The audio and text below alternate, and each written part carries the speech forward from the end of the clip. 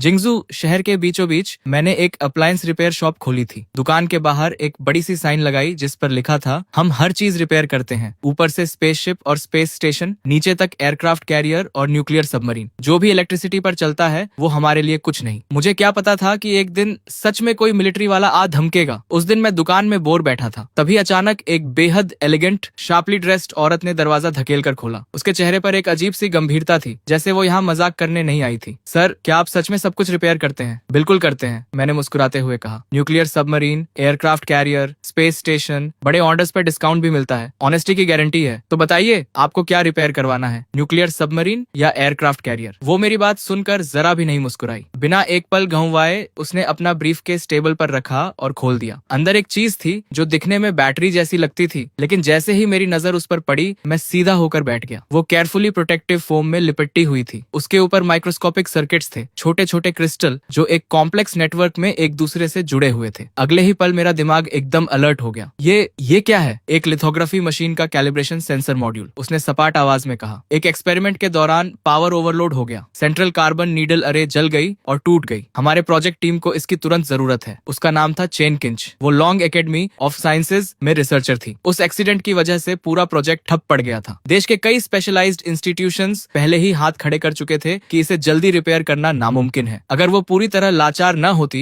तो इस छोटी सी अजीब दुकान में कभी कदम न रखती। मिस, मैंने थोड़ा रुककर कहा, आप गलत जगह तो नहीं आ गई? हम यहाँ हाउस होल्ड अप्लायंसेज रिपेयर करते हैं, शायद पड़ोस की हार्डवेयर शॉप आपके ज्यादा काम आए। चेन किंच ने मेरा वो बेबस चेहरा देखा और उसकी आखिरी उम्मीद की किरण भी बुझ गई। उसने एक गहरी सांस ली, ब्रीफकेस उठाई और जाने लगी। सच ही तो था, देश के बड़े बड़े स्पेशलाइज्ड इंस्टीट्यूट्स हाथ खड़े कर चुके थे, तो एक साधारण रिपेयर वाला क्या करेगा? तभी मैंने मजाक छोड़ा। 6 महीने पहले मैं इस दुनिया में आया था और इस दुकान का मालिक बन गया था। साथ में मिली थी एक इनफाइनाइट रिपेयर सिस्टम। इन महीनों में बहुत अजीब अजीब चीजें देखी थी, लेकिन इतनी सोफिस्टिकेटेड चीज कभी नहीं आई थी। ये मौका मैं कैसे जाने देता? आपके पास जो कंपोनेंट है उससे लग रहा है ये C7 टाइप की लिथोग्राफी मशीन का हिस्सा है। चेन किंच एकदम रुक गई, जैसे पैर जमीन से चिपक गए हों। मॉडल बता सकते हो? इम्पैक्ट के वक्त पीक वैल्यू कितनी थी, कितने नैनो सेकेंड्स तक रही, और प्रोब अरे के अलावा कोई और पार्ट डैमेज हुआ? ये सुनकर चेन किंच की सांसें थम गईं। उसे अपने कानों पर यकीन नहीं हो रहा था। एक अप्लायंस रिपेयर शॉप का मालिक इतने पॉइंटेड क्लासिफाइड सवाल पूछ रहा था। क्रीट वैल्यू नॉर्मल पावर की 15 गुना थी, उसने धीरे से कहा। इम्पैक्ट लगभग 3 से 5 नैनो सेकंड तक रही। बाकी कंपोनेंट्स का सेल्फ डायग्नोसिस नॉर्मल है। हम रिपेयरेबल है, लेकिन सस्ती नहीं होगी। पैसे की चिंता मत करो, बस फिक्स कर दो, मैं तुरंत फंडिंग अरेंज करती हूँ। मैंने हल्की सी मुस्कान के साथ 5 उंगलियां उठाई। 5 मिलियन या चेन 15? उसने दांत भींचे। कीमत बेतुकी थी, लेकिन अभी उसके पास नेगोशिएट करने का कोई ऑप्शन नहीं था। क्या सोच रही हो? 5 मिलियन नहीं, 500 युआन, 1 रुपया कम नहीं, और मेनली इसलिए क्योंकि इसे रिपेयर करने में बहुत इलेक्ट्रिसिटी लगेगी। 500 युआन? सच में? चेन पूरी तरह ठगी सी खड़ी थी। उसे लगा जैसे रियलिटी हिल गई हो। वो हड़बड़ाकर फोन निकालकर QR कोड स्कैन करने लगी। Instant payment received, 500 yuan. ये देखकर मैं खुलकर मुस्कुरा दिया। बिना जल्दबाजी के एंटी स्टैटिक ग्लव्स पहने, टेबल पर एक साफ सफेद कपड़ा बिछाया और बड़े आराम से मॉड्यूल को बॉक्स से निकालकर रख दिया। System activate. अगले ही पल मेरे सामने एक इन्फॉर्मेशन पैनल अपीयर हुआ। Repairable item detected, C7 type lithography machine का calibration sensor module, damage level 88%, repair plan analysis complete. सब तैयारी करके मैं एक धूल भरी शेल्फ की तरफ गया और एक ग्लास आर्मर्ड बॉक्स उठाकर लाया। जैसे ही बॉक्स खुला, चेन किंच की आंखें फटी की फटी रह गईं। ये क्या है? उसे लगा था कि कोई सीक्रेट वेपन निकलेगा, लेकिन अंदर था एक बेतरतीब ढंग से मॉडिफाइड सोल्डरिंग आयरन, एक house hold hot air gun, एक इलेक्ट्रिक किचन मिक्सर और जगह जगह से बटोरा हुआ जंकयार्ड का सामान। बॉस,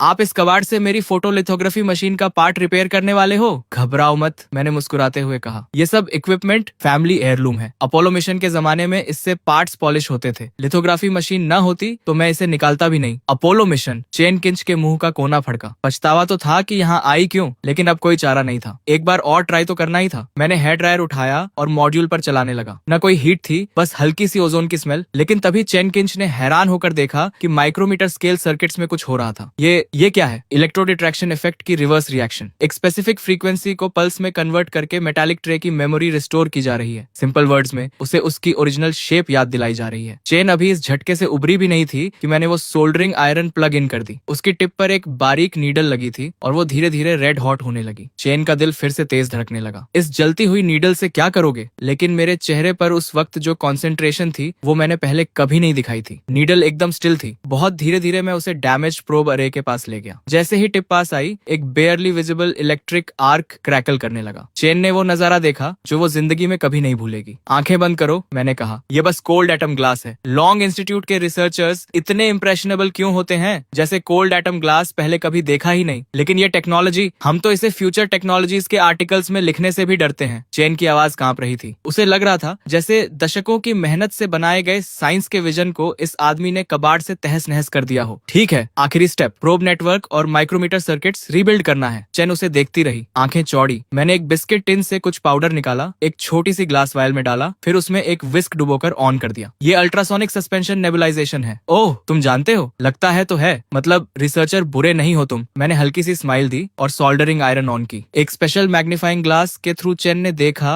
कि जले हुए बेसिक सर्किट्स लाइटनिंग स्पीड से खुद को रिपेयर कर रहे थे और रिपेयर्ड सर्किट्स पहले से भी ज्यादा परफेक्ट थे। कुछ देर बाद मेरे माथे पर पसीने की बारीक बूंदें आ गईं। हो गया, मानना पड़ेगा, इस चीज की प्रिसीजन वाकई बहुत हाई है। ये सुनते ही चेन किंच की आंखें पूरी तरह खुल गईं। हो गया? आधे घंटे भी नहीं लगे। सच में इस पिन और बिस्कुट टिन के सामान से फिक्स हो गई। मेरी स्किल्स पर शक है क्या? शुरू से देख रही थी, अगर नहीं तो चेक कर लो खुद। और हाँ, मैंने तुम्हारी फोटोलिथोग्राफी मशीन की प्रिसीजन भी इम्प्रूव कर दी है, तो उसका एक्स्ट्रा चार्ज लगेगा। ये वर्ड्स सुनकर चेन के मन में एक तरफ कोल्ड एटम ग्लास और अल्ट्रासोनिक नेबुलाइजेशन के वो सीन्स गूंज रहे थे और दूसरी तरफ ये महान जीनियस अब पैसों की बात कर रहा था। दुनिया का सबसे अजीब इंसान। बॉस, पहले जो आपने इलेक्ट्रिसिटी वाली बात कही थी उसका मतलब क्या था? बताया था ना, फैमिली सीक्रेट टेक्निक है, आगे नहीं बताते। लेकिन लिथोग्राफी मशीन्स तो ज्यादा पुरानी है नहीं। आपके एंसेस्टर्स काफी जवान रहे होंगे। एक्स्ट्रा चार्ज कितना? मैंने 3 उंगलियां उठाई। 30,000 या 3? चेन फिर से हक्की बक्की। ज्यादा दे तो भी बुरा, कम दे तो भी बुरा। 300? Miss,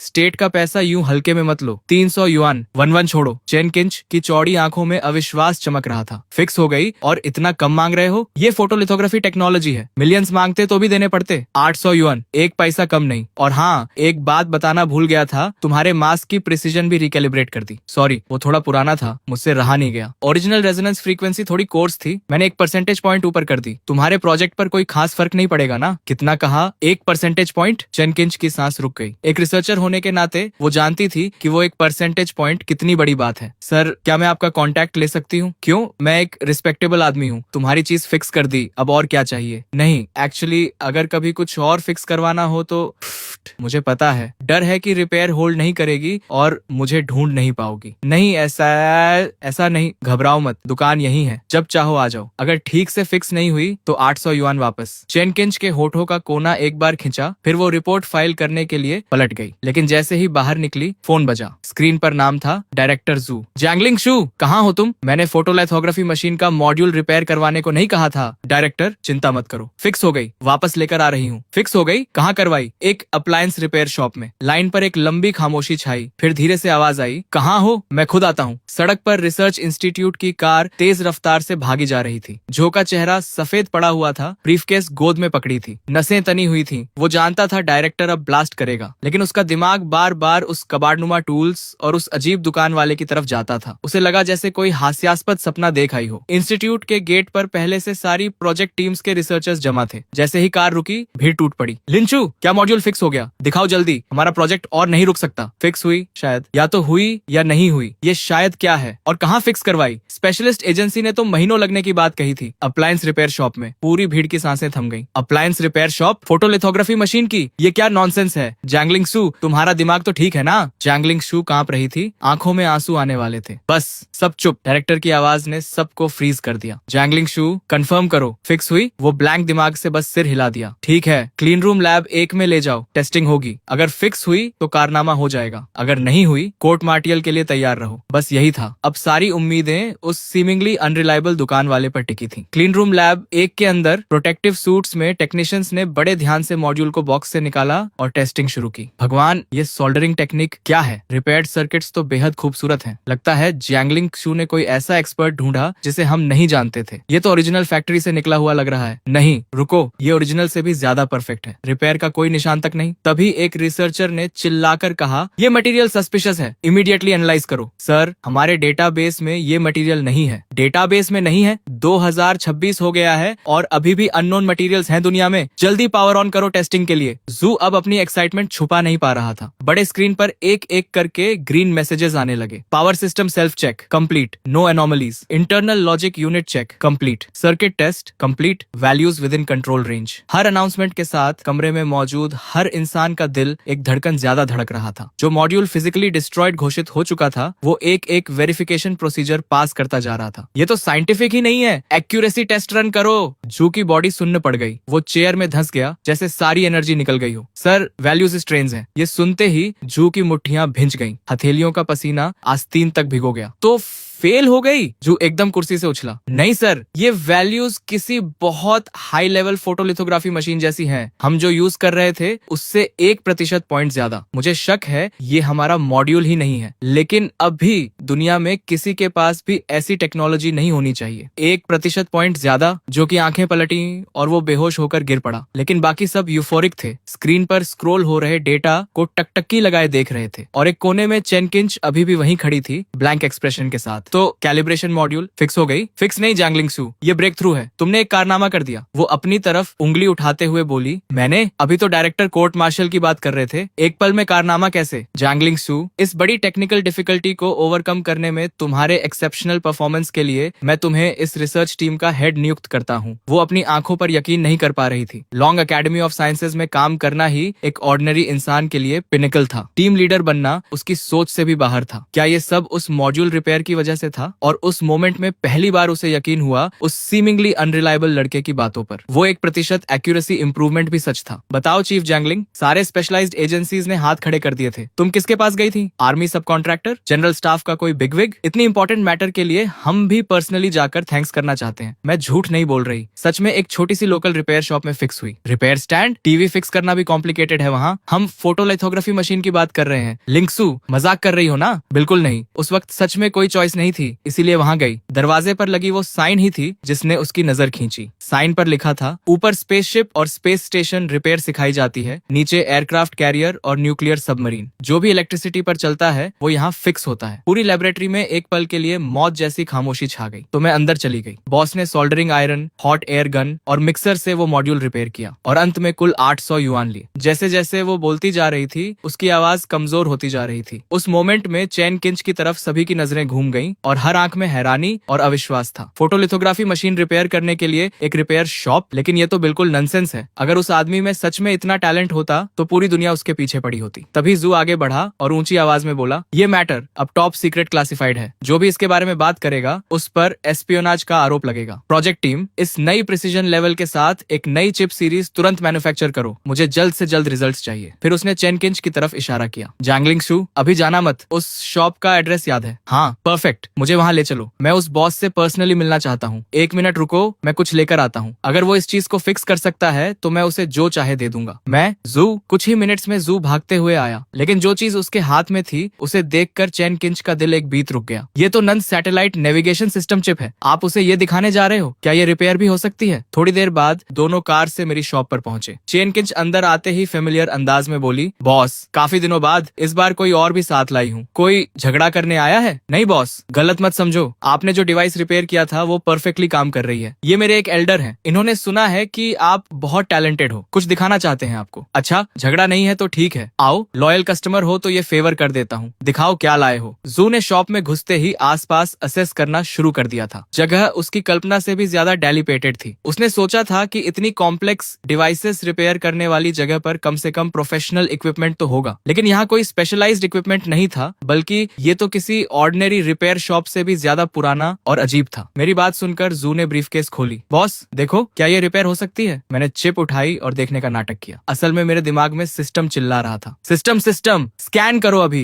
repairable item detected. नंदो number 3 satellite navigation chip encrypted military version. Damage level 92%। Main logic gate blown. Data buffer failure military version. जैसे ही वो दरवाजे से अंदर आया था मुझे पता लग गया था कि ये कोई ऑर्डिनरी आदमी नहीं है, लेकिन आर्मी का होगा ये नहीं सोचा था। लग लग रहा है दुनिया सच में छोटी होती जा रही है। यंग मैन, ये चिप है, नंदो सैटेलाइट का नेविगेशन चिप है। मेन लॉजिक गेट उड़ गई है, डेटा बफर भी साथ गया। सडन सर्च की वजह से हुआ होगा। तुम्हारे प्रोटेक्शन मेजर्स सच में बहुत कमजोर हैं। पूरी वर्कशॉप में एक पल के लिए डेथली साइलेंस छा गई, जो कि उन थकी हुई आंखों में पहली बार पूरी तरह एस्टॉनिशमेंट का एक्सप्रेशन आया। लगता है इस लड़के में दम है। तो बॉस, फिक्स कर सकते हो ना? प्राइस की बात करो। मैंने 5 उंगलियां उठाई और जो की नाक के सामने हिलाई, जो मन में खुश हो गया। 5 लाख, ठीक है 5 लाख। 5 करोड़ भी होते तो डील था। QR कोड से दे दो या कैश? नहीं नहीं, 5 लाख नहीं, 500 युआन। क्या 500 युआन? 500 युआन में तो चिप का बॉक्स भी नहीं आता। ये प्राइस तो देश की कटिंग एज टेक्नोलॉजी का अपमान है। टेक इट और लीव इट। तुम रिसर्चर्स को पैसा बहुत आसानी से मिल जाता है। 500 और 1 पैसा नहीं, वरना मैं हाथ नहीं लगाता। फिक्स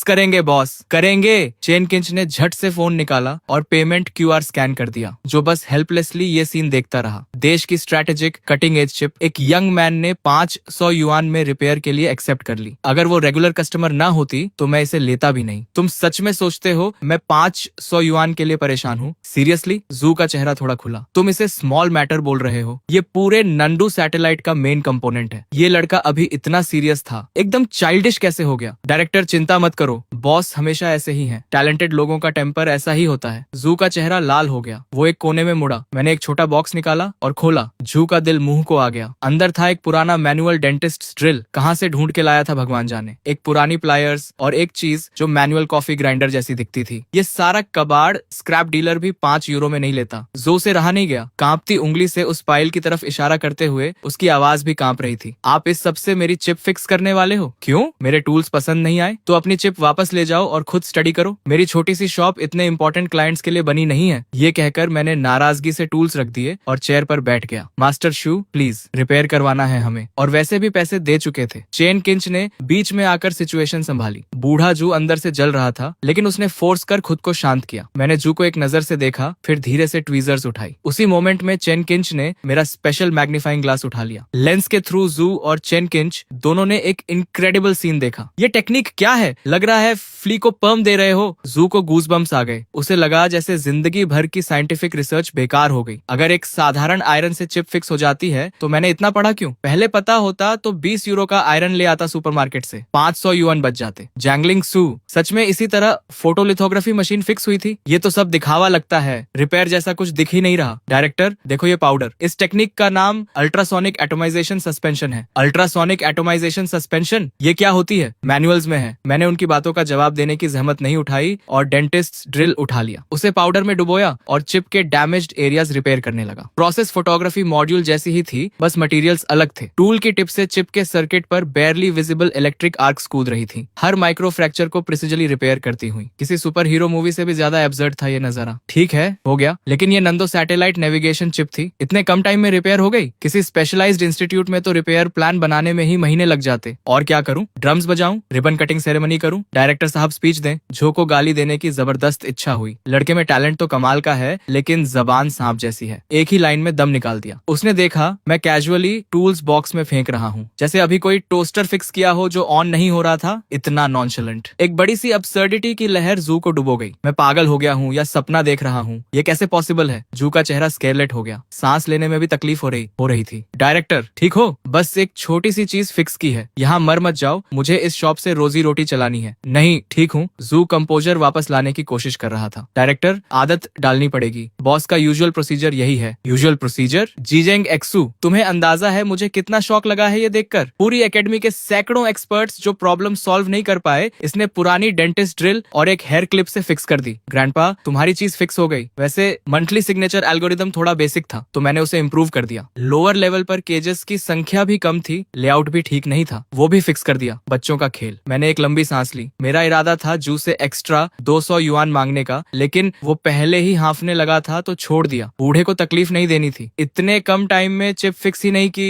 एल्गोरिदम भी ऑप्टिमाइज किया और पूरी स्ट्रक्चर भी रीअरेंज कर दी। क्या ये इंसेनली पॉसिबल है? ठीक है, चिप वापस लो, इस बार एक्स्ट्रा चार्ज नहीं करूंगा। सस्ते में छूट रहे हो। मंथली सिग्नेचर फ्रीक्वेंसी अब ज्यादा स्टेबल होगी। थ्योरी में सिंक्रोनाइजेशन एरर 1-2 यूनिट कम होनी चाहिए। एग्जैक्ट कितनी कम होगी कैलकुलेट नहीं कर पाया। वापस जाकर खुद मेजर कर लेना। जो से और बर्दाश्त नहीं हुआ। आंखें पलटी, पैरों से जान निकल गई और वो जोर से जमीन पर गिर पड़ा। उधर लॉन्ग एकेडमी के क्लीन रूम नंबर 1 में भी हलचल मची हुई थी। हर चेहरे पर वैसी गंभीर गंभीरता थी जैसे कोई बैटल फाइट कर रहा हो। Photo sensitive resin layer uniformity verification complete, margin of error with in acceptable limits. Mask calibration के दौरान टारगेट एक्यूरेसी 1% बढ़ी। अलाइनमेंट पैरामीटर्स रिकैलकुलेट हो रहे हैं। Vacuum chamber pressure stable, preset value reached. चारों तरफ से रिपोर्ट्स आ रही थी, आवाजों में अर्जेंसी थी। चीफ इंजीनियर देंग बड़े स्क्रीन को एकटक देख रहे थे, ईयरपीस में आती आवाजें सुनते हुए। एक परसेंटेज पॉइंट इंप्रूवमेंट, सबसे इनसेन एक्सपेरिमेंट। अगर ये कंफर्म हो गया तो चाइना ऑप्टिकल टेक्नोलॉजी में बाकी दुनिया को बहुत पीछे छोड़ देगा। और ये सब एक छोटी सी वर्कशॉप के रिपेयर से। वो अभी भी यकीन नहीं कर पा रहे थे। एक्सपोजर प्रोसीजर लॉन्च करो, देंग ने इंटरकॉम पर फाइनल ऑर्डर दिया। एक लो हम सुनाई दी और मशीन स्टार्ट हुई। सबने सांसें रोक ली। ये मोमेंट ऑफ ट्रूथ था। डेटा स्क्रीन पर फ्रैंटिकली स्क्रॉल हो रहा था। हर कैरेक्टर जैसे अपनी अलग हार्ट बीट से पल्स कर रहा था। Exposure complete, sharp reveal, drawing, हर स्टेप टेक्स्ट बुक परफेक्ट था। जब रोबोटिक आर्म ने वो गोल्डन वेफर जिस पर अनगिनत लोगों की उम्मीदें टिकी थी टेस्ट टेबल पर रखा तो डेंग का दिल रुकते रुकते बचा। Perfect test result, all units and parameters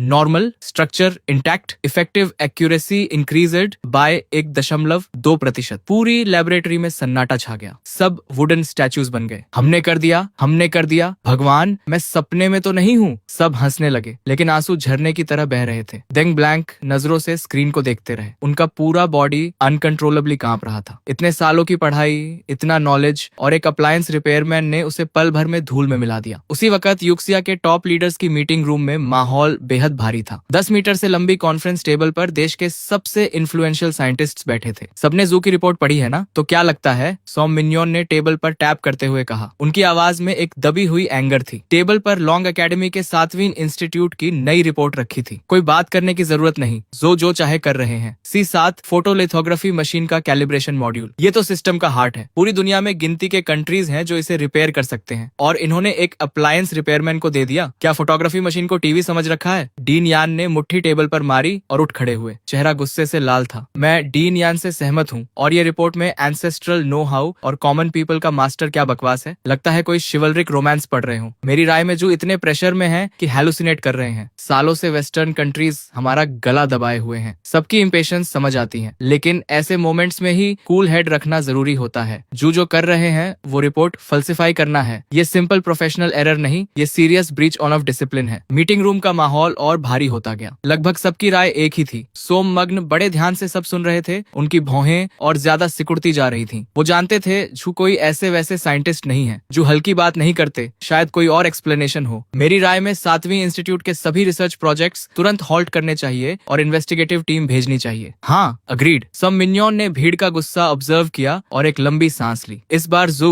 तुमने सच में ज्यादा ही कर दिया। तभी अचानक मीटिंग रूम का दरवाजा खटखटाया गया। सेक्रेटरी का चेहरा लाल था। मिनिस्टर, 7वीं रिसर्च इंस्टीट्यूट से अभी एक और अर्जेंट रिपोर्ट आई है। जो फिर कब रुकेंगे? ये अगली रिपोर्ट में लिखेंगे गंडम बना दिया। डीन यान ने कंटेम्प्ट से नाक सिकोड़ी। चेहरा और गंभीर होता जा रहा था। रिपोर्ट में लिखा है कि 7वीं इंस्टीट्यूट ने एक नई इलेक्ट्रॉनिक चिप डेवलप की है। कंप्लीटली नया एटिंग स्टैंडर्ड यूज हुआ है। कंप्लीटली नया मतलब रिपोर्ट के अकॉर्डिंग इसकी एक्यूरेसी हमारी करंट चिप से 1% पॉइंट ज्यादा है। ये सुनते ही मीटिंग रूम में पहले खामोशी छाई, फिर लिटरली उखड़ पड़ा। 1% पॉइंट? जानते हो इसका क्या मतलब है? वो रिपोर्ट लाओ जल्दी। डीन युआन ने रिपोर्ट की तरफ झपट्टा मारा और एक झटके में उठा ली। पढ़ते पढ़ते उनका पूरा बॉडी कांपने लगा। रोके नहीं रुक रहा था। डीन युआन ने रिपोर्ट की तरफ झपट्टा मारा और एक झटके में उठा ली। पढ़ते पढ़ते उनका पूरा बॉडी कांपने लगा। रोके नहीं रुक रहा था। डीन, क्या हुआ? ठीक हो? ये फिगर्स सही हैं, लेकिन ये पॉसिबल कैसे है? इंसान झूठ बोल सकता है लेकिन नंबर्स नहीं। इतने सालों की रिसर्च में डेटा में जरा सी भी गड़बड़ी वो पल भर में पकड़ लेते थे, लेकिन इस रिपोर्ट के फिगर्स बिल्कुल एक्यूरेट थे। मैं पहले ही कहता था जू डायरेक्टर सालों से हैं, वो कभी कुछ गलत नहीं करते, लेकिन ये केस बहुत अजीब है। क्या हो सकता है कि ये उनकी पुरानी रिसर्च का कल्मिनेशन हो? कोई पीक पर पहुंचना और किस्मत से ब्रेक थ्रू हो गई। किस्मत? 1% पॉइंट और तुम उसे किस्मत बोल रहे हो? सोम मिन्जुआंट ने आर्ग्यूमेंट को इग्नोर किया। उन्होंने क्विकली रिपोर्ट उठाई और डिटेल में एग्जामिन की। कुछ देर बाद उनकी नजर भी 1.2% ब्रेक थ्रू और नई चिप के बीच डोलने लगी। जेंटलमैन, इन रिपोर्ट्स का डेटा इररिफ्यूटेबल है। इसका मतलब जू की पहली रिपोर्ट किसी भी हालत में फेक नहीं हो सकती, लेकिन अब असली प्रॉब्लम ये रिपेयर शॉप है। सोम मिन्जुआंट ने एक गहरी सांस ली। चेहरे पर हैरानी थी लेकिन ज्यादा कंफ्यूजन। अप्लायंस रिपेयर, लोगों के बीच छुपा हुआ मास्टर, एंसेस्ट्रल नो हाउ, ये सब वर्ड्स नॉर्मल लगते हैं, लेकिन एक साधारण अप्लायंस रिपेयरमैन जो फोटोलिथोग्राफी मशीन फिक्स कर दे और सबसे जरूरी बात वो सक्सीड भी हो गया, ये मेरे लिए मानना बहुत मुश्किल है। हम फोटोलिथोग्राफी मॉड्यूल की बात कर रहे हैं, ऐसी चीज जिसे दुनिया में गिनती के कंट्रीज रिपेयर कर सकते हैं। ये एक साधारण अप्लायंस रिपेयरमैन से कैसे होगा? शायद डीन जू जू कुछ छुपाने की कोशिश कर रहे हो। शायद ये अप्लायंस शॉप एक्चुअली डीन जू का कोई सीक्रेट बेस हो। शायद वो कुछ और ही हाइड करना चाहते हैं, एक एकेडमिक ने भौहें सिकोड़कर कहा। मीटिंग रूम में फिर से शोर उठ गया। चिप के रिजल्ट्स ने उन्हें स्पीचलेस कर दिया था, लेकिन जितनी हैरानी थी उतनी ही क्यूरियोसिटी उस अप्लायंस शॉप के बारे में बढ़ती जा रही थी। हमें जरूर पता लगाना होगा। चाओली, कुछ आदमी लेकर जाओ और वो शॉप ढूंढो। देखो ये जगह सच में एग्जिस्ट करती है या नहीं, और याद रहे बिल्कुल डिस्क्रीट रहना। अगले दिन होश संभाल कर मैंने शॉप फिर से खोली। कल जू मेरी शॉप के बीच में ही बेहोश हो गए थे। किस्मत से एम्बुलेंस जल्दी आ गई, वरना जो कुछ 100 युआन कमाए थे वो भी जाते। तभी 2 मिडिल एज्ड आदमी पर्पस के साथ अंदर आए। एकदम सीधे खड़े, चेहरे स्टर्न, कपड़े ऑर्डिनरी लग रहे थे, लेकिन उनसे एक ऑरा निकल रहा था जो आम इंसान से बिल्कुल नहीं मिलता था। बस माथे पर साइन लिखा होना बाकी था, प्लेन क्लोथ्स कॉप। अंदर आते ही सर्वे करने लगे। ये कस्टमर्स का बिहेवियर तो बिल्कुल नहीं था। कल एक केस गया, आज 2 और आ गए। मेरी छोटी सी शॉप अब ट्रेंडी स्पॉट बनने वाली है। बॉस, अभी खुले हो? हाँ खुले हैं। जेंटलमैन, क्या फिक्स करवाना है? इंपोर्टेड वॉशिंग मशीन जो टर्न नहीं हो रही, या अमेरिकन रेफ्रिजरेटर जो कूल नहीं कर रही? बॉस, ये देखो। एक आदमी ने एक छोटी स्क्वायर सी डिवाइस काउंटर पर रख दी। कोई स्पेशल पैकेजिंग नहीं। ये क्या है?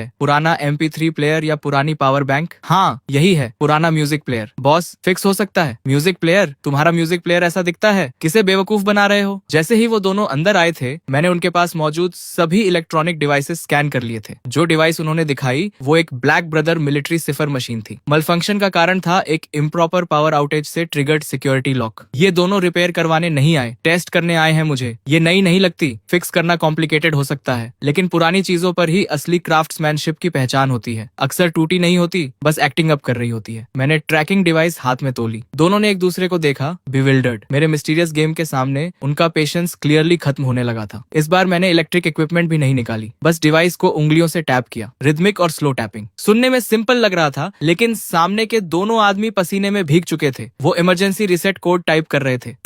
मैं पहचान गया, ये नेशनली रिकॉग्नाइज्ड ट्रैकिंग डिवाइस है। ये रिसेट सीक्वेंस एक्चुअली डिवाइस को बिना डिटेक्ट हुए डिस्ट्रॉय करने के लिए डिजाइन किया गया है। लेकिन एक अप्लायंस शॉप का मालिक ये कैसे जान सकता है? शक की आंधी उन्हें घेर ही रही थी कि मेरे हाथ में पकड़े डिवाइस की रेड लाइट फ्लैश करने लगी। लो, हो गया। मैं कहा था ना, इस तरह की गैजेट को बस एक अच्छे ओवरहॉल की जरूरत होती है। 20 युआन QR कोड से मैंने डिवाइस सीधे टेबल पर फेंकी और 2 उंगलियां उठाई। दोनों कंप्लीटली डम्फाउंडेड थे। ये तुम्हें कैसे पता? क्या? पहले ही बताया था ना, फैमिली सीक्रेट। ग्रैंडफादर ने यही ट्रिक से गांव के ट्रैक्टर की कॉन्स्टिपेशन ठीक की थी। फिर मैं रुका। लेकिन जेंटलमैन, तुम मुझे ये डिवाइस लाकर MP3 प्लेयर बताते हो? ये बहुत ऑनेस्ट नहीं है। अगर मैंने सच में इसे म्यूजिक प्लेयर समझ लिया होता और खोल के तोड़ दिया होता तो किसकी गलती होती? ये सुनते ही दोनों के रोंगटे खड़े हो गए। एक बिजली सी उनके बॉडी से गुजरी। उन्होंने सोचा था ये यंग मैन कुछ नहीं जानता, लेकिन वो तो जैसे ही अंदर आए थे इसने सब फिगर आउट कर लिया था। बस बकवास बंद करो, पेमेंट करो और जाओ। बिना पे किए जाने की कोशिश मत करना। यहाँ हर तरफ सर्वेलेंस कैमरास हैं। देते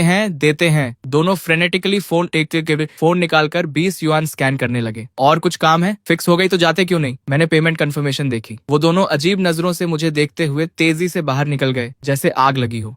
लेकिन शॉप से थोड़ी दूर जाते ही दोनों कार में बैठ गए और गहरी सांस ली। सर, हम बोल रहे हैं, क्या वो शॉप एग्जिस्ट करती है? हाँ, शॉप डेफिनेटली एग्जिस्ट करती है। बस ये आदमी थोड़ा क्रीपी है, जितना हमने सोचा था उससे कहीं ज्यादा। जैसे ही हम थ्रेशोल्ड पर गए, उसके ट्रैप में आ गए। उसने तुरंत समझ लिया क्या फिक्स करवाना है, और वो एनक्रिप्टेड अनलॉकिंग मेथड भी जानता है। हमारा एनक्रिप्टेड अनलॉकिंग मेथड। ये कैसे पॉसिबल है? ये microphone top of the line है। नेशंस के बीच एस्पिनाज ऑपरेशंस काउंटर करने के लिए स्पेसिफिकली डिजाइन की गई है। मिनिस्टर, मैं जो कह रहा हूँ वो सच है। इस रिपेयर शॉप का ओनर बहुत सस्पिशियस है। इस तरह एक्सप्लेन करना कॉम्प्लिकेटेड है। ठीक है, दोनों अभी घर जाओ। हॉस्पिटल के डिसइंफेक्टेंट की स्मेल जू के नथुनों में भर गई। हार्ट मॉनिटर की फेंट स्टेडी बीप गूंज रही थी। सर, आंख खुल गई। चिप, मेरी चिप कहाँ है? चिप यहाँ है। छोटा केस झट से उनके पास लाया गया। जू ने जल्दी से चिप देखी, सेफ और साउंड। दिल की धड़कन आखिरकार नॉर्मल हुई और एक राहत की सांस निकली। मुझे हॉस्पिटल से जाना है। डॉक्टर ने कहा है अभी कंडीशन अलाउ नहीं करती, रेस्ट चाहिए। इम्पॉसिबल, ये क्रूशियल मोमेंट है, मुझे निकलना ही होगा। जो जिद से उठ खड़े हुए और जल्दी से कपड़े पहने। नंदो सैटेलाइट चिप को सीने से लगा लिया। कभी ये सिर्फ स्क्रैप मेटल का ढेर था, लेकिन अब ये उनकी सबसे कीमती चीज थी। कार लाओ, अभी चलते हैं। थोड़ी देर बाद 7वीं रिसर्च इंस्टीट्यूट की बिल्डिंग सामने आई। कई सिक्योरिटी चेक पॉइंट्स पार करके कार एडमिनिस्ट्रेशन बिल्डिंग के सामने रुकी। जैसे ही कार रुकी, एक व्हाइट कोट पहने रिसर्चर घबराए हुए चेहरे के साथ दौड़ता हुआ आया। क्या हुआ? डायरेक्टर, सेंट्रल सिस्टम्स से लोग आए हैं, अभी लैब में हैं। Central systems? इतनी अचानक? 7वीं रिसर्च इंस्टीट्यूट में इंस्पेक्शन के लिए आए थे। फोटोलिथोग्राफी मशीन के लिए डेवलप की गई नई प्रिसीजन चिप जो 1% ज्यादा एक्यूरेट है। शायद उन्हें यकीन नहीं हुआ तो पर्सनली देखने आ गए। क्या कहा? 1% ज्यादा प्रिसीजन वाली चिप कंप्लीट हो गई। ये सुनते ही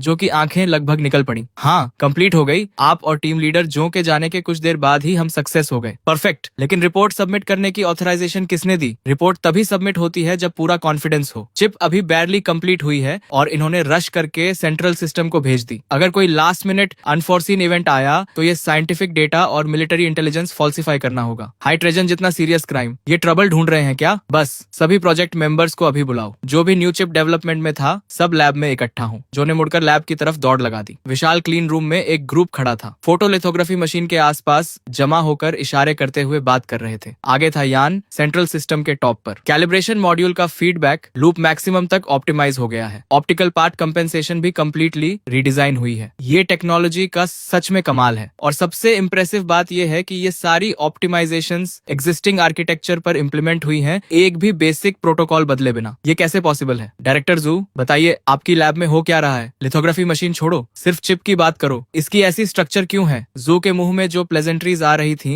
वो गले में ही अटक गई। एक्सप्लेन करो। लेकिन एक्सप्लेन क्या करें? भगवान, चिप उन्होंने खुद डेवलप की और एक्सप्लेन करना मुश्किल है। ऑनरेबल एकेडमिक्स, ये एक्सप्लेन करना थोड़ा कॉम्प्लिकेटेड है। अगर डायरेक्टली टेस्ट डेटा पर चले तो ज्यादा क्लियर होगा। कोई भी एक्सप्लेनेशन रॉ डेटा जितनी इम्पैक्टफुल नहीं होगी। नई चिप को बड़े ध्यान से उठाकर बीजीजी प्लेटफॉर्म के टेस्ट स्लॉट में रखा गया। एक साउंड आई और स्लॉट ऑटोमेटिकली लॉक हो गया। सेल्फ डायग्नोस्टिक एनवायरनमेंट इनिशिएट हुआ। Vacuum environment okay. Temperature stabilized at 21.5 degree Celsius. Electromagnetic shielding activated. Low frequency calibration accuracy test initiate हो रहा है। Calibration module response time 3.8 nanoseconds. Stable operation. Optical path deviation correction rate 12.5 micron. Design specification से 1.2% ज्यादा। इन reports को सुनते ही भीड़ में excitement की लहर दौड़ गई। एक सिंपल बेसिक टेस्ट ने ही उन्हें स्पीचलेस कर दिया। यान लाओ, ये फिगर्स ऑलरेडी अस्टाउंडिंग है। हमारी स्टैंडर्ड लिथोग्राफी मशीन का करेक्शन रेट पीक पर 12.1 माइक्रोमीटर्स डिजाइन था। यान लाओ ने सिर हिलाया। चेहरे पर कोई इमोशन नहीं था। Basic test validated. Second phase का high intensity lot testing launch करो। जू का चेहरा भी इंप्रेसिव था, लेकिन जो कांपना रोके नहीं रुक रहा था वो अंदर की बेचैनी को बता रहा था। कमांड्स कंप्लीट हुए। होलोग्राफिक प्रोजेक्शन इंस्टेंटली अपीयर हुई। डेटा की एक फ्लड पागलों की तरह चिप से सर्च कर रही थी। ये टेस्ट सिमुलेट कर रहा था लिथोग्राफी मशीन को एक्सट्रीम कंडीशंस में, बहुत हाई प्रिसीजन एक्सपोजर स्टेट और complex computational state. Chip utilization rate 99.6%। Temperature rise 45 degree, 67 degree, 70 degree. सब कुछ इसी पर टिका था। लेबोरेटरी में साइलेंस छा गई। बस नर्वसली निगलने की आवाजें सुनाई दे रही थी। पिछले टेस्ट में जैसे ही चिप सेफ्टी टेम्परेचर पार करती थी, सेल्फ प्रोटेक्शन मोड एक्टिवेट हो जाता था, फ्रीक्वेंसी गिर जाती थी और कैलिब्रेशन परफॉर्मेंस क्रैश कर देती थी। लेकिन इस मोमेंट में होलोग्रामिक स्क्रीन पर कैलिब्रेशन रिस्पॉन्स टाइम का डेटा वही था, 3.8 नैनोसेकंड्स। हिला नहीं। टेम्परेचर स्टेबलाइज हो गई थी, 76 डिग्री सेल्सियस। एल्डर यान और बाकी सब होलोग्राम को घूरते रहे। आंखों में डिसबिलीफ साफ झलक रहा था। ये चिप इतने टेम्परेचर पर स्टेबल कैसे रह सकती है? इसकी हीट डिसिपेशन कैपेसिटी स्टेबलाइज कैसे हो गई? ये तो उनके सारे ट्रेडिशनल साइंटिफिक अंडरस्टैंडिंग को उलट कर रख देने वाली बात थी। तभी जू के दिमाग में एक विम आई। वो सेंट्रल सिस्टम के अपने लीडर्स को इम्प्रेस करना चाहता था और उसने बिना किसी की परवाह किए अनाउंस कर दिया, सभी स्टेशनों तैयार हो जाओ। Final test. लिथोग्राफी मशीन का एक्सट्रीम वाइब्रेशंस में ऑपरेशन का सिमुलेशन, हाई टेम्परेचर और कॉम्प्लेक्स इलेक्ट्रोमैग्नेटिक इंटरफेरेंस के साथ अल्ट्रा प्रिसीजन कैलिब्रेशन और रेजिस्टेंस टेस्टिंग शुरू करो। ये सबसे डिमांडिंग प्रोटोकॉल है। कोई भी चिप इसे विदस्टैंड नहीं कर सकती। कमरे में एक सन्नाटा छा गया क्योंकि सब जानते थे कि चिप इंस्टेंटली जल जाएगी। एल्डर यान ने जू को रोकने की कोशिश की। ओल्ड जू, हम ऑलरेडी इस नई चिप की सक्सेस देख चुके हैं और टेस्टिंग की कोई जरूरत नहीं। ये तो परफेक्ट से भी ज्यादा है। लेकिन जू उस वक्त किसी पागल की तरह था, किसी की सुनने को तैयार ही नहीं था। एल्डर यान ने आवाज तेज की, जू, मेरा ऑर्डर सुना नहीं? अभी बंद करो ये टेस्ट। मैंने कहा नहीं होगा। मैं देखना चाहता हूँ कौन हाथ उठाने की हिम्मत करता है। यन सच में अंदर से घबरा रहा था। इतनी एक्स्ट्रॉर्डिनरी चिप, और अगर जू की इस जिद की वजह से वो बर्बाद हो गई तो सबका दिल टूट जाता। सभी टेस्टिंग यूनिट्स के हेड्स के हाथ हवा में ही जम गए थे। माथे से पसीना गालों तक बह रहा था। एक तरफ सेंट्रल सिस्टम था जिसका रैंक इंस्टीट्यूट से कहीं ऊपर था, दूसरी तरफ उनका डायरेक्ट सुपीरियर जो था। किसी को भी दुश्मन बनाना तबाही होती। फिर भी रिसर्चर्स में जो देव का ऑर्डर तोड़ने की हिम्मत नहीं आई। लिथोग्राफी मशीन जो अभी अभी रुकी थी वो दोबारा चालू हो गई। स्क्रीन पर होलोग्रामिक प्रोजेक्शन का डेटा फिर से फ्रैंटिकली स्क्रॉल करने लगा। यान ने चेतावनी दी, जो देव सुन लो,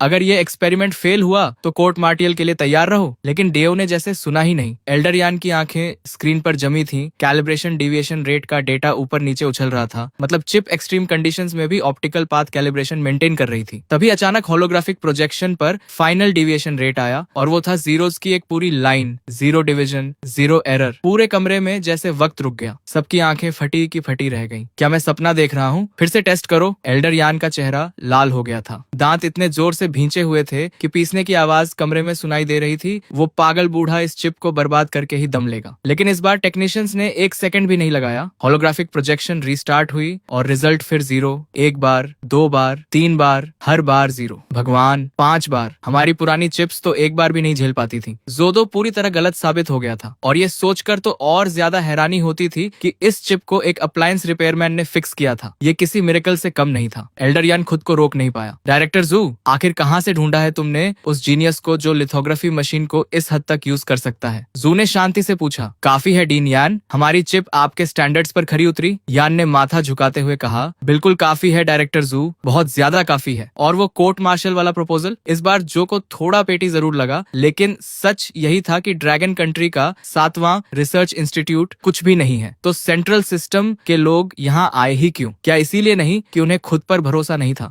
जू ने एक स्मग स्माइल के साथ कहा। एक टेस्ट काफी नहीं था तुम्हारे लिए, तो हमने एक साथ 5 दे दिए। अब तो कन्विंस्ड हो? एल्डर यान ने हंसते हुए जवाब दिया। डायरेक्टर जू, हम उस उम्र से निकल चुके हैं जब छोटी छोटी बातों पर झगड़ते थे। फिर उन्होंने अपने असिस्टेंट को आवाज लगाई, जाओ मेरी कार की ट्रंक से मेरी सबसे अच्छी एपो टी लेकर आओ। पूरे सेंट्रल सिस्टम में डायरेक्टर जू का नाम सुनकर सब दंग थे। डीन का तेज मिजाज कौन नहीं जानता। तभी एक एम्प्लॉई डॉक्यूमेंट्स लेकर आया। डायरेक्टर जू, हमारे 5 टेस्ट का detailed data report please sign कर दीजिए। जू ने हाथ हिलाया। मुझे अकेला छोड़ो। डीन यान ने झट से उस एम्प्लॉई के हाथ से डॉक्यूमेंट्स ले लिए और बड़े ध्यान से देखने लगे। चेहरे पर मुस्कान फैलती जा रही थी। 5 टेस्ट का डेटा अलग अलग रिजल्ट्स दिखा रहा है। इस चिप की स्टेबिलिटी रेट बढ़ती ही जा रही है। ये फीडबैक कर्व देखो, मैं यकीन नहीं कर पा रहा। यान डॉक्यूमेंट्स को ब्रीफ केस में भरते हुए बोले, अगर हमारे पास ऐसा डेटा और होता तो इंग्लैंड हमारा क्या बिगाड़ लेता? फिर उन्होंने झू की तरफ मुड़कर पूछा, यार एक बात बताओ, ये गैजेट सच में उसी अप्लायंस रिपेयरमैन ने बनाई थी? जू ने हाँ में सिर हिलाया। यान ने हैरानी से कहा, अभी भी बिलीव नहीं हो रहा। कम से कम बताओ उसने कौन से मटेरियल्स यूज किए। ये साइंटिफिक रिसर्च के लिए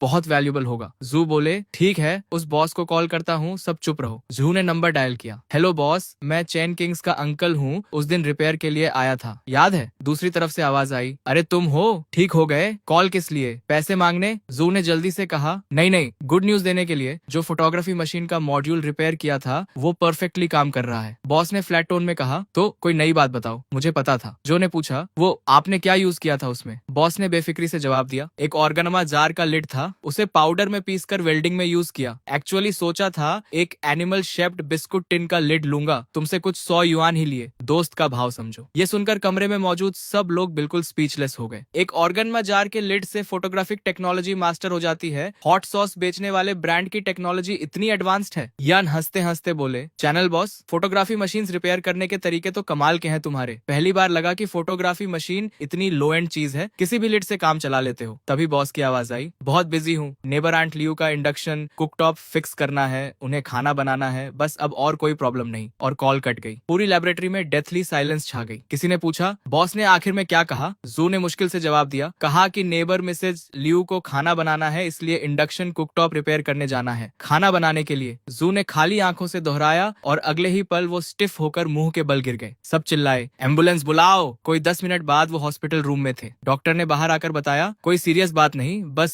सडन इमोशनल आउटबर्स्ट की वजह से ब्लड प्रेशर स्पाइक हो गया। इनकी उम्र में स्ट्रॉन्ग इमोशंस से बचना चाहिए। ये सुनकर जू का दिल जो अभी अभी डूब रहा था थोड़ा शांत हुआ। स्ट्रॉन्ग इमोशंस और ऑर्गेनमा जार के लिड से रिपेयर हुई फोटोग्राफी मशीन से ज्यादा पावरफुल इमोशन क्या होगा? ये तो सारी साइंटिफिक थ्योरीज को उलट देने वाली बात थी। बाकी सब रिसर्चर्स जू के पास आ गए। डायरेक्टर जू, उस बॉस से दोबारा कॉन्टेक्ट करवाइए। हमें जानना है कि फोटोग्राफी मशीन रिपेयर करने वाले लिड की होगनमा ब्रांड कौन सी है। ये चाइना के लिए बहुत जरूरी है, आप अकेले मत रखिए इसे। जो ने हाथ उठाया, घबराओ मत, क्रेडिट कहीं नहीं जाएगा। बस उस बॉस का मिजाज बहुत कड़क है, हमारी स्टेटस उसकी नजर में कुछ नहीं। सही मौका देखकर उसे देश की सेवा के लिए कन्विंस करूंगा। सबने समझदारी से सिर हिलाया। उधर दोपहर की सुस्त धूप में मैं सुबह का काम निपटाकर आराम कर रहा था, हाथ सिर के पीछे रखे, कुर्सी पर हिलते हुए सोच रहा था कि आज खाने में क्या होगा। तभी बाहर से एक जानी पहचानी आवाज आई, लिटिल चेन। अरे लिटिल चेन, खाया नहीं अभी तक? देखो इंडक्शन हॉब फिक्स हो गया। कितनी जल्दी? ग्रैंडमा ने ब्रेस्ड पोर्क बनाया है, आओ चखो, मैंने मुस्कुराते हुए कहा। शुक्रिया ग्रैंडमा। सच कहूँ तो 800 मसालों वाला रेस्टोरेंट का खाना भी उस होममेड खाने के सामने कुछ नहीं जो सिर्फ नमक और डार्क सोय सॉस से बने, कहीं ज्यादा स्वादिष्ट होता है। ग्रैंडमा बोली, शुक्रिया तो मुझे करना चाहिए, तुम रिपेयर के पैसे भी नहीं लेते। आज तुम्हारे बिना ग्रैंडमा खाना भी नहीं बना पाती। तुम तो ऑफिशियल कस्टमर सर्विस से भी बेहतर हो। इधर ये बातें हो रही थी, उधर सेंट्रल सिस्टम के मेन ऑफिस में 2 आदमी खड़े थे जिनके सिर इतने झुके थे कि लगभग जमीन छू रहे थे। उनके सामने डेस्क पर बैठे मैनेजमेंट की पीठ बिल्कुल सीधी थी और सामने रखा था वो बग जो मैंने रिपेयर किया था, एक military grade bug, alpha rated security, जिसकी कोर टेक्नोलॉजी को कई रिसर्च इंस्टीट्यूट्स ने मिलकर फाइनलाइज किया था और एक छोटी सी रिपेयर शॉप के मालिक ने उसे हैक कर लिया था। कितना वक्त लगा उसे? 5 मिनट नहीं, 6 मिनट। एक मिलिट्री ग्रेड स्पाई डिवाइस बिना किसी टूल के हैक किया। तुम मुझे बेवकूफ समझते हो? मैनेजमेंट की आवाज में गुस्सा साफ था। एक ऑफिसर ने जवाब दिया, सर ये सच है, हम म्यूजिक प्लेयर बोलकर गए थे, उसने लेते ही top secret reboot sequence type किया, वो सिस्टम भी एक्टिवेट कर दिया जिस पर हम काफी वक्त से अटैक कर रहे थे और कभी सक्सेस नहीं मिली। ऐसे लगा जैसे वो शुरू से जानता था कि ये क्या है। एक अप्लायंस रिपेयरमैन ने बिना किसी टूल के सिर्फ उंगली से टैप करके सब कर दिया। एग्जैक्टली साइंस फिक्शन मूवी जैसा था। पूरे ऑफिस में एक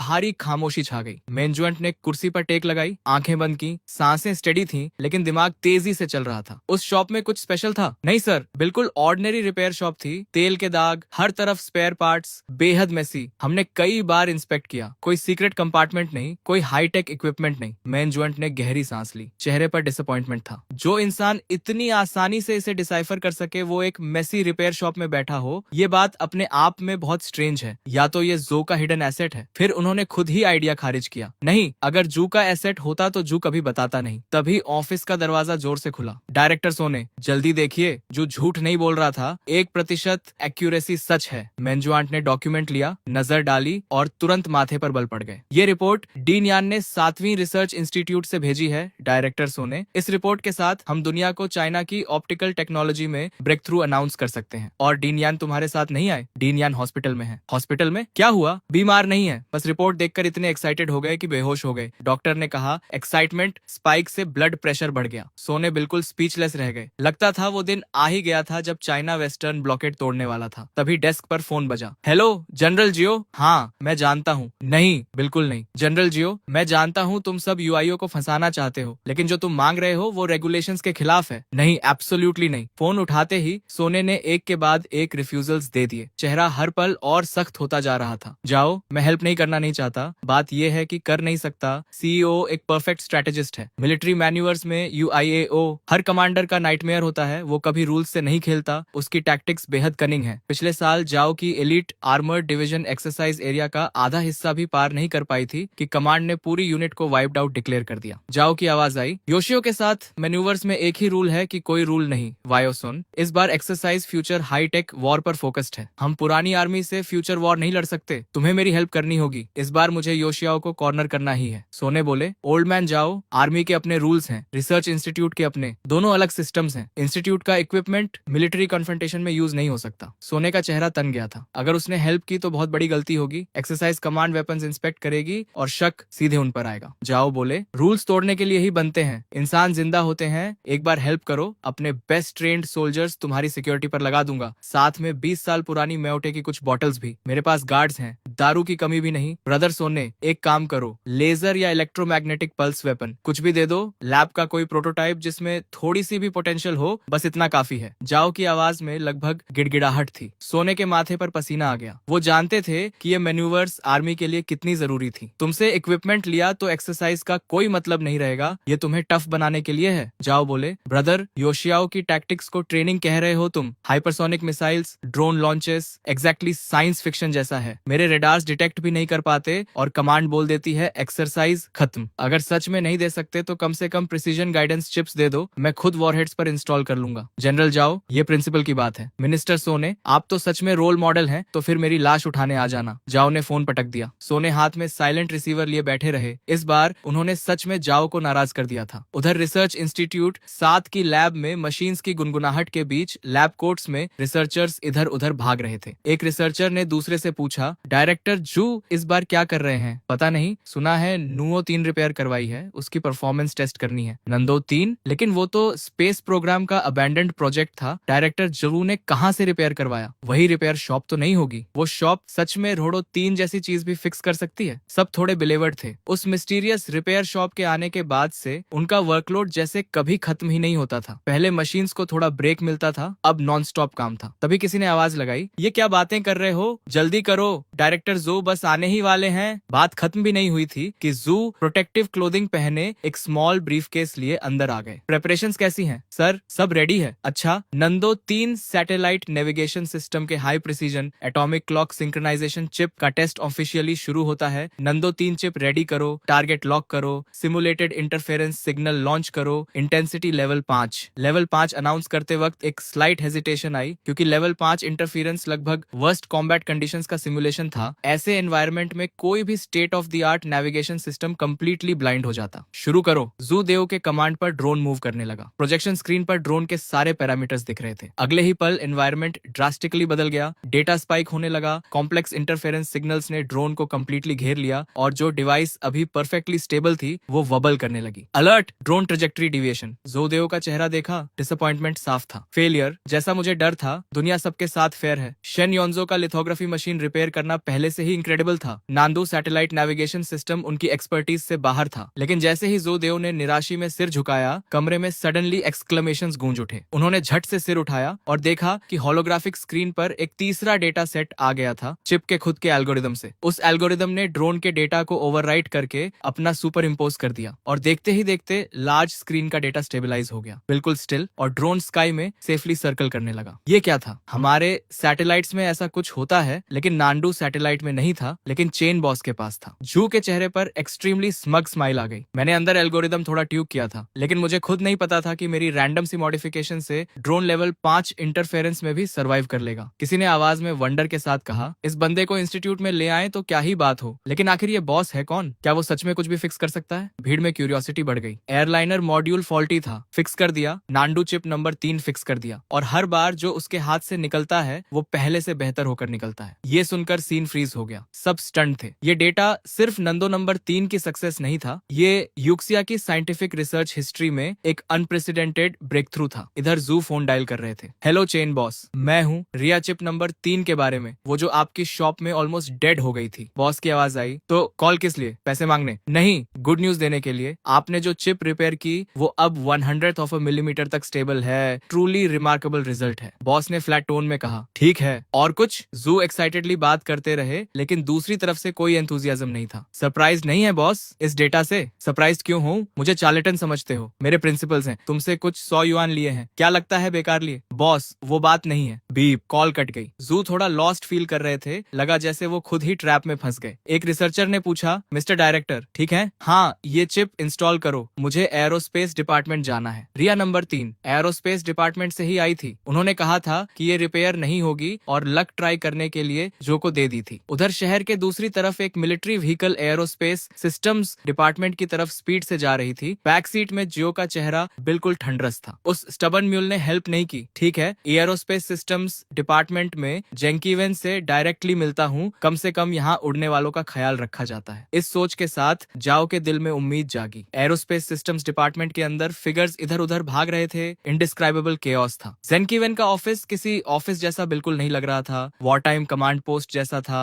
फोन्स लगातार बज रहे थे। भीड़ का आना जाना किसी मार्केट प्लेस से कम नहीं था। सब जैसे हाइपर एक्टिव मोड में थे, बस चेहरों पर अर्जेंट लिखा होना बाकी था। मिनिस्टर साहब, ड्रोन इंजन्स की रिपोर्ट पर सिग्नेचर चाहिए। 1 मिनट रुको मिनिस्टर, लॉन्च कॉम्प्लेक्स 3 के सर्किट्स इंप्रूव करने का प्लान देखना जरूरी है। जेनवेन एक हाथ में फोन पकड़े डेस्क पर बैठे थे, आंखें डॉक्यूमेंट्स पर जमी थीं। उस वक्त वो चाहते थे कि किसी तरह खुद को डुप्लीकेट कर लें। तभी एंट्रेंस से एक एक्साइटेड आवाज आई, ओल्ड मैन यहाँ कैसे? जो ने खुशी से कहा, नांडू 3 चिप देखो, एनकैप्सुलेशन के साथ हमने नांडू 3 रिपेयर कर दी तुम्हारे लिए। जेनवेन ने हैरानी से कहा, नांडू 3? वो प्रोजेक्ट तो अबैंडन नहीं था, कहाँ से रिपेयर करवाई और परफॉर्मेंस कैसी है? जू बोले, मैंने पहले पहले ही इनिशियल चेक्स कर लिए हैं। प्रिसीजन और एंटी इंटरफेरेंस कैपेबिलिटी देखकर तुम स्पीचलेस हो जाओगे। जेनवेन ने थके हुए लहजे में कहा, बस ओल्ड जू, अभी वक्त नहीं है। ये फाइल्स का पहाड़ देख रहे हो, खुद देखना है तो देखो। आज तुम पर टाइम वेस्ट नहीं होगा, जू ने जोर दिया। लेकिन मैंने सच में फिक्स की है, जेनवेन ने नाराजगी से घूरते हुए कहा। एक बार और साफ बोल देता हूँ, नांदू 3 प्रोजेक्ट को हायर अथॉरिटीज ने बहुत पहले कंडेम कर दिया था। इसे रिपेयर करने में कोलोसल रिसोर्सेज लगते, कोई गारंटी नहीं थी।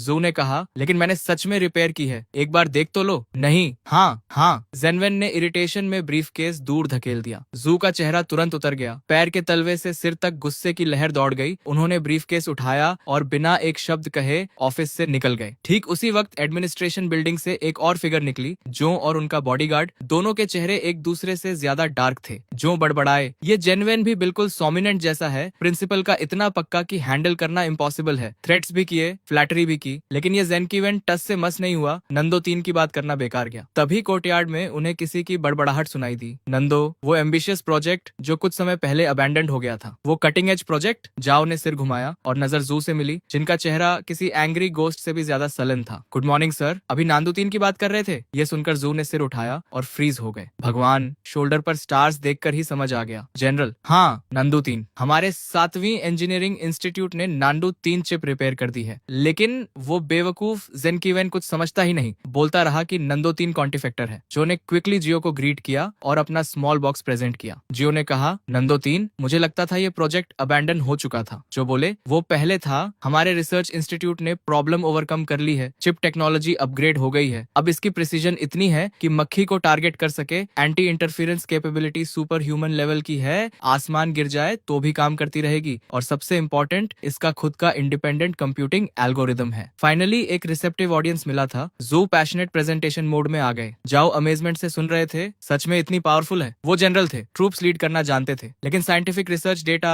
उनकी समझ से बाहर था। जू बोले, जनरल, मैं आपसे कैसे झूठ बोलूंगा? अगर इसे मिसाइल पर इंस्टॉल करें तो एब्सोल्यूट प्रिसीजन, सोल्जर्स को इक्विप करें तो वो एनिमी लाइंस के पीछे जाकर टारगेट्स मार्क कर सकते हैं, HQ से कांस्टेंट कांटेक्ट रख सकते हैं। बिल्कुल परफेक्ट। जाओ के चेहरे के एक्सप्रेशंस बदलने लगे, पहले इंटरेस्ट, फिर डाउट, फिर शॉक। सांसें अपने आप तेज हो गईं। High precision targeting, ultra resistant to jamming, independent communication channel, हर वर्ड जाओ के दिल में प्रिसीजन से लगा। गारंटी दे सकते हो? बिल्कुल, मैं 7वीं रिसर्च इंस्टीट्यूट का डायरेक्टर हूँ, मेरी रैंक के डायरेक्टर की बात का वेट होता है। ठीक है, तो मैं मास प्रोडक्शन के लिए स्पेशल फंड्स रिलीज करने को तैयार हूँ, अगर कम पड़े तो एडिशनल फंडिंग भी लूंगा, लेकिन पहले हमारी ट्रूप्स इसे ट्राई करेंगी। शॉर्ट टर्म में किसी और को सप्लाई नहीं होगी। जू ने समझाया, जनरल, मास प्रोडक्शन अभी पॉसिबल नहीं है क्योंकि इस चिप का इंक्रिप्शन प्रोटोकॉल और लॉजिकल ऑपरेशंस इंडिपेंडेंट है। ये एक एंटायरली न्यू सिस्टम है, कल की दुनिया खोलने की है, लेकिन अभी हमारे पास सिर्फ एक की है और हम इसकी इंटरनल स्ट्रक्चर पूरी तरह नहीं समझते। सबसे जरूरी है कि इसे सैटेलाइट से कनेक्ट करना होगा। जाओ ने कहा, चिंता मत करो, हाईएस्ट अथॉरिटीज से रिक्वेस्ट करूंगा कि बेस्ट रिसर्च इंस्टीट्यूट्स तुम्हारी हेल्प करें। इतने पावरफुल देश में फिनिश्ड प्रोडक्ट होते हुए इतनी छोटी चिप डिसाइफर नहीं होगी, ये मैं नहीं मानता। जू ने धीरे से कहा, नहीं होगा जनरल। मतलब देश के सारे इंस्टीट्यूट्स, बताओ किसके पास जाऊं? और तुम कह रहे हो कोई नहीं कर सकता? जाओ की आईब्रोज चढ़ गई। उनकी नजर में फिनिश्ड प्रोडक्ट होना मतलब आंसर की होना था, कॉपी करो और हो गया। नहीं जनरल, रिसर्च इंस्टीट्यूट्स सच में नहीं कर सकते। तो फिर कौन कर सकता है? एक अप्लायंस रिपेयरमैन। क्या? जाओ की आवाज कई ऑक्टेव्स ऊपर चली गई। उन्हें खुद पर शक हुआ कि सुना सही या नहीं। जो रिसर्च इंस्टीट्यूट्स नहीं कर सकते वो एक अप्लायंस रिपेयरमैन को सौंपना है? मजाक कर रहे हो? देश के स्ट्रेटेजिक फ्यूचर का कटिंग एज प्रोजेक्ट है ये। जू ने हाथ जोड़े। जनरल, मैं जानता हूँ अबसर्ड लगता है, लेकिन ये लंबी कहानी है, कुछ वर्ड्स में एक्सप्लेन नहीं होगी। चलिए मेरे साथ, समझ जाएंगे। उधर रिपेयर शॉप में बर्न्ड प्लास्टिक की स्मेल हवा में थी। मैं ट्वीजर्स से एक पुराने एम्पलीफायर पर चावल के दाने से भी छोटा कैपेसिटर रिप्लेस कर रहा था। 80s amplifier repair. Tech point earned 2, current tech point 1940। Tweezers रखते ही मैकेनिकल वॉइस आई। कितने दिन हो गए थे सिर्फ राइस कुकर्स और इंडक्शन कुकटॉप्स रिपेयर करते हुए टेक पॉइंट्स स्नेल की रफ्तार से बढ़ रहे थे। लिथोग्राफी मशीन और नांडू 3 चिप रिपेयर में देखो कितने पॉइंट्स मिले थे। इस रफ्तार से तो सोल्जर का एक्सोस्केलेटन अफोर्ड करना दूर की बात, जानसिंह ने स्पेसशिप के ब्लूप्रिंट्स भी नहीं मिलेंगे। तभी शॉप के सामने एक मिलिट्री व्हीकल रुकी। उस बिल्कुल ऑर्डिनरी सी स्ट्रीट को देखकर जाओ की आईब्राउज चढ़ गईं। जू ने कहा, जनरल आ गए। स्ट्रीट थोड़ी केओटिक है, वेंडर्स की आवाजें हर तरफ से आ रही हैं, काफी लोग हैं, लेकिन किसी भी दूसरी स्मॉल स्ट्रीट से अलग नहीं लगती। जाओ ने सार्कास्टिकली कहा, सीक्रेट बेस यहाँ है और किसी को पता नहीं चलेगा? अंदर कैसे जाते हैं? पासवर्ड क्या है? जो ने जल्दी से कहा, जनरल कोई सीक्रेट बेस नहीं है, कोई स्पेशल एंट्रेंस नहीं, बस यही वो रिपेयर शॉप है। जाओ ने गुस्से से कहा, जोडू, मुझे मजाक के के लिए नहीं लाए हो। नांदू 3 जो रिसर्च इंस्टीट्यूट नहीं कर सके उसके लिए इस जगह लाए हो। मिलिट्री मैन्यूवर्स शुरू होने वाले हैं, टाइम वेस्ट करने का शौक है। जू ने कहा, जनरल प्लीज काम डाउन। यहीं पर नांदू 3 रिपेयर हुई थी और कुछ दिन पहले फोटोलिथोग्राफी मशीन की एक्यूरेसी भी यहीं एडजस्ट हुई थी। अगर यहाँ नहीं हो सकता तो दुनिया में कहीं नहीं होगा। जाओ ने चौंकते हुए पूछा, क्या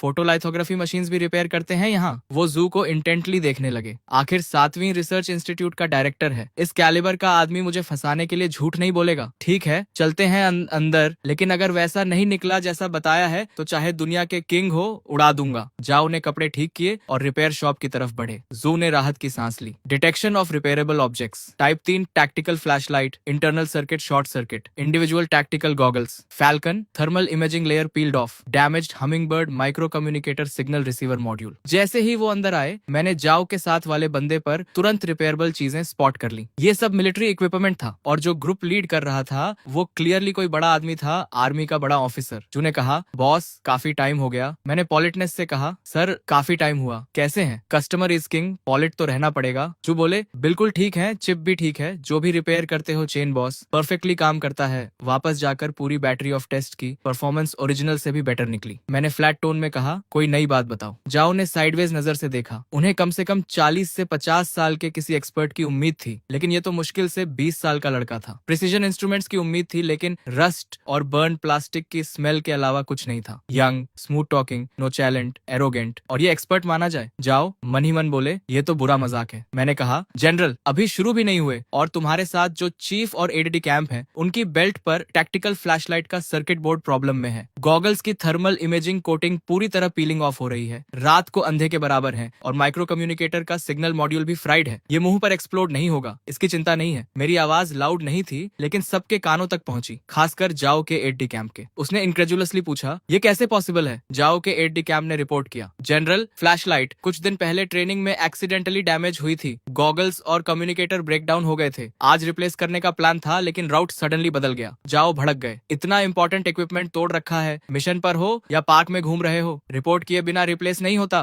बैटलफील्ड पर तो वॉकिंग टारगेट बन जाते। जाओ पहले से गुस्से में थे और अब एट डे कैंप पर उंगली उठाकर बरस रहे थे, लेकिन तभी जो का बॉडी फ्रीज हो गया। वो अंदर आते वक्त एक वर्ड नहीं बोले थे, तो इस लड़के को ये सब कैसे पता चला? तुम्हें कैसे पता? तब कहीं जाकर जाओ को रियलाइज हुआ, उनकी आंखें मुझ पर जम गईं। सालों की कॉम्बैट ट्रेनिंग से उस बूढ़े सोल्जर में एक आइस एरा आ गई थी, जो अचानक अनलैश हो गई। जो डर के मारे उछल पड़े। उन्हें लगा जाओ के ऑर्डर पर एट डे कैंप मुझे बाहर खींचकर पीट देगा। मैंने बिना घबराए कहा, ऑनेस्ट लोग बॉडीगार्ड लेकर नहीं चलते। वैसे आर्मी में रैंक से मुझे कोई फर्क नहीं पड़ता, लेकिन ये मेरी जगह है। मेरे टेरिटरी पर ड्रैगन को भी झुकना पड़ता है और टाइगर को भी लेटना पड़ता है। पसंद नहीं तो दरवाजा खुला है। जू की आंखें फट गईं। चेन बॉस इतना डायरेक्ट मत हो, ये जनरल हैं, चाहे तो तुम्हारी शॉप को ब्लास्ट फर्नेस में डाल दें। जाओ भी स्टंट थे। डिसबिलीफ और शॉक दोनों उनकी आंखों में दिखे। सालों में ड्रिल सार्जेंट की कुछ किक्स के बाद किसी ने उनसे इस तरह बात करने की हिम्मत नहीं की थी। जाओ के एट डे कैंप से रहा नहीं गया। उसने मुट्ठी बांधी और मेरी तरफ लपका। रुको, जाओ ने ऑर्डर दिया। एट डे कैंप जहां था वहीं फ्रीज हो गया और पीछे हट गया। मैंने कामली कहा, ये रिपेयर शॉप है, बॉक्सिंग रिंग नहीं। लड़ना है तो बाहर जाओ। ऊपर से मैं काम था, लेकिन अंदर से डर के मारे जान निकल रही थी। उस बॉडीगार्ड की मसल्स बैगी क्लोथ्स के नीचे से भी दिख रही थी। अगर उसकी मुट्ठी मेरे सिर पर पड़ती तो इस स्टोरी का यही एंड हो जाता। जू ने क्विकली टॉपिक चेंज किया। चेन बॉस, पिछली बार नांदू 3 चिप रिपेयर की थी, हम उसे वॉरहेड पर इंस्टॉल करवाना चाहते हैं, ट्रैकिंग फंक्शन के लिए। क्या कर सकते हो? मुझे सडनली इंटरेस्ट हुआ। ये तो सीरियस मैटर है, आखिर करना क्या है? जाओ ने ग्रेवली देखते हुए कहा, अम्निशन है। हमारी ब्लू आर्मी में एक UIA है, हर बार उससे हारते हैं, इस बार जीतना है। कर सकते हो? मैं समझ गया, अगर मैंने मना किया तो ये सारे पुराने नए हिसाब चुकता कर देंगे। मैंने कहा, बिल्कुल हो सकता है, लेकिन इतने पैसे चाहिए। मैंने 5 उंगलियां उठाई। जू ने खुशी से फोन निकाला भी। 500 हो जाएगा। मैंने रोका, इस बार 50,000। क्यों? पहले 500 थे, अचानक इतना? क्योंकि इनकी शक्ल पसंद नहीं आई, मेरे साथ बदतमीजी की। 50,000 तो दोस्त का भाव है। मैंने जाओ की तरफ इशारा किया। जाओ ने बिना झिझके कहा, 50,000 मंजूर, और काम अच्छा हुआ तो 50,000 और। अगले ही पल पेमेंट कंफर्मेशन का बीप आया और इस तरह ये बड़ा कॉन्ट्रैक्ट मेरे हाथ लग गया। वो मेरा काम सॉल्व कर देंगे, लेकिन ये काम यहाँ नहीं होगा। मैंने कहा, काम तुम्हारी जगह पर होगा। जाओ ने पूछा, क्यों? ये